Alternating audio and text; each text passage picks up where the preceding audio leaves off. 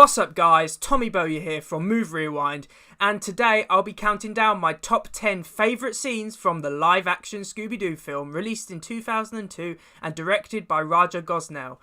Now, this film was a massive part of my childhood. Scooby-Doo was probably one of the first proper franchises I can say I was a fan of. I used to collect all the DVDs of the TV series as well as the direct-to-DVD films. So the live-action movies were once again a massive big part of the Scooby-Doo fandom in the early 2000s.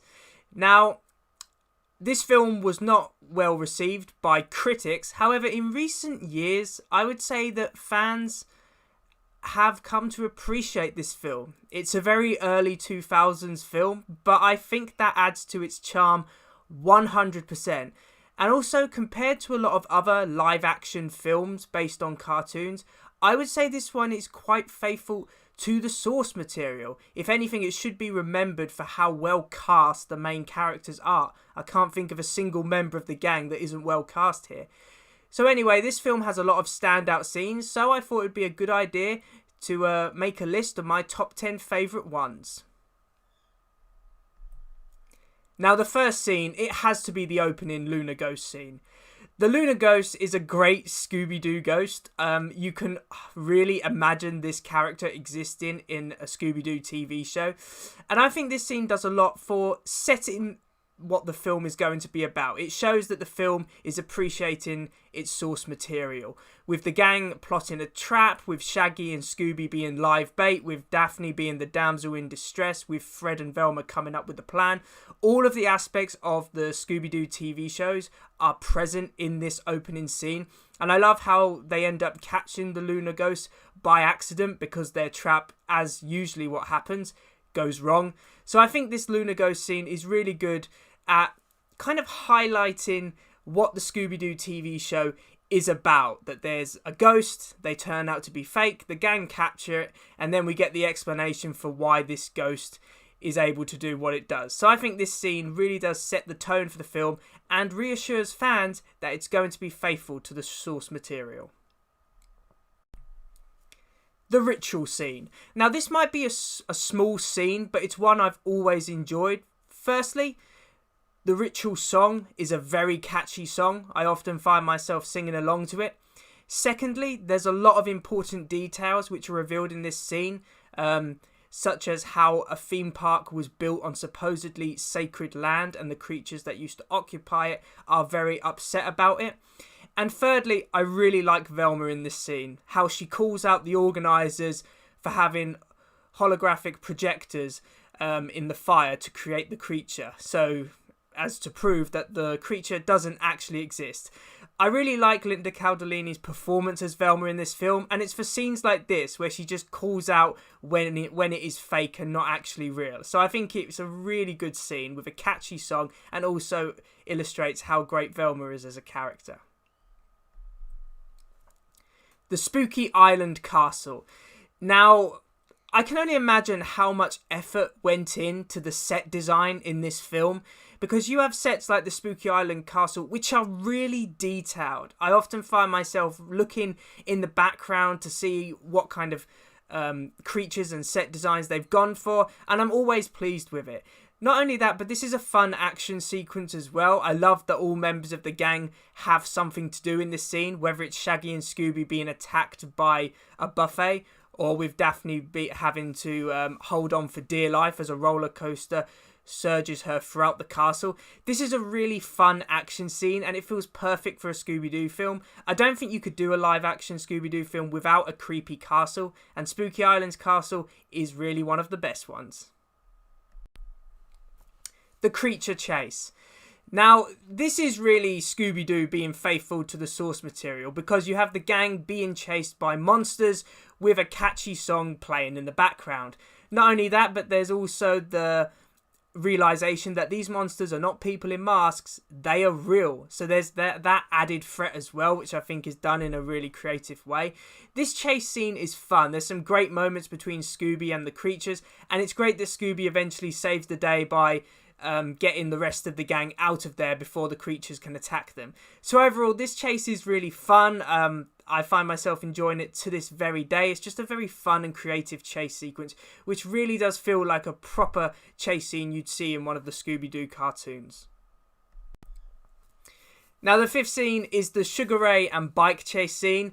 Now, this is where nostalgia comes in, because this scene just screams the early 2000s. And I'm going to be honest, as a young kid, I honestly thought that beach scene is what college was going to be like. I was proven wrong. College was nothing like this, or at least, you know, where at least when I went, it weren't like this. But this is just such a fun scene. I love how there's scenes in this film where they don't take it too seriously. Like, it's just, let's have some fun. Let's have a good time.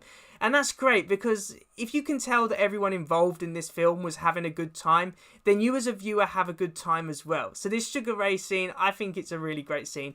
And the bike chase, once again, Scooby-Doo never fails. The bike chase is really intense. I love how Shaggy and Scooby find the bikes, if just by pure coincidence. It's one of those things which I think could only work in the universe of Scooby-Doo. So yeah, the Sugar Ray scene, it's really nostalgic, it's very fun, and the bike chase is also well done.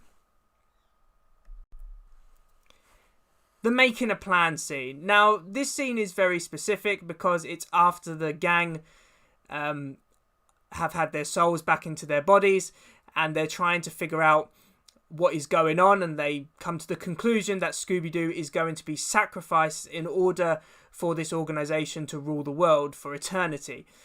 And I love how the gang comes up with a plan. It reminds me of old school Scooby-Doo, where every member of the gang is doing their bit to try and save Scooby and stop the creatures.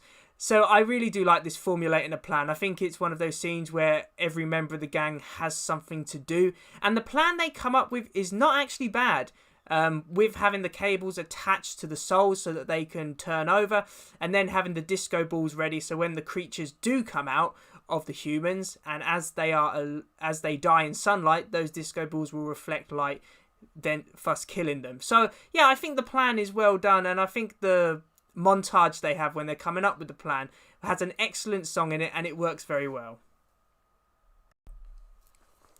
The ritual. Now, the ritual, as I said about the last ritual, I think the song makes it. I think that works really, really well. All of the choreography in the scene is done really well. I mean, every member of this ritual is doing the same moves at the same times, apart from Fred and Velma. And I have to say, Fred kills me in this scene. Especially when he's called out for not being possessed, and he's just like, yo, home dogs, you forgot the next part of the dance.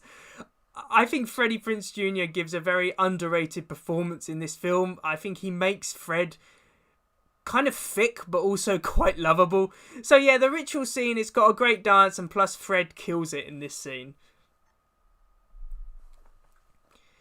The eighth scene. Now, this is Shaggy and Scooby's talk.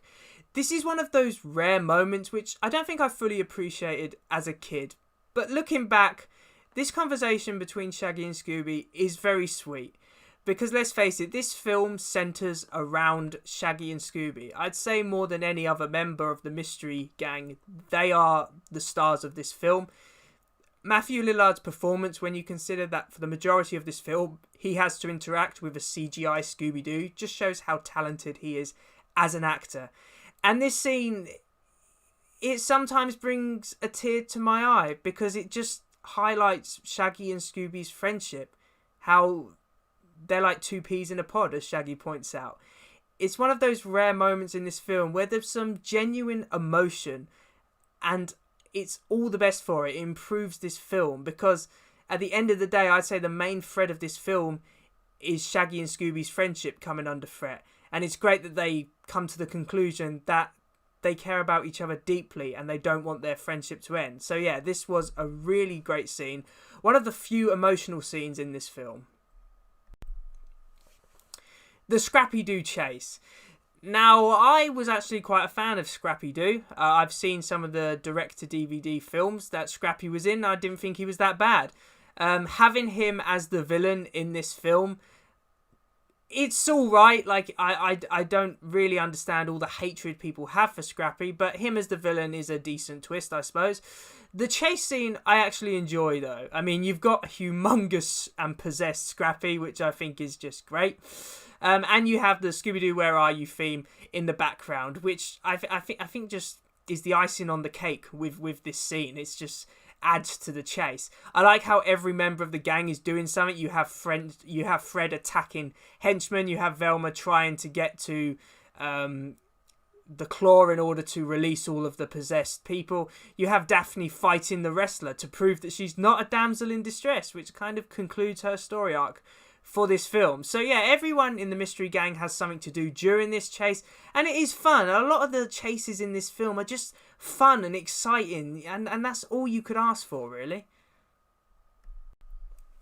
And the last and final scene is the uplifting ending.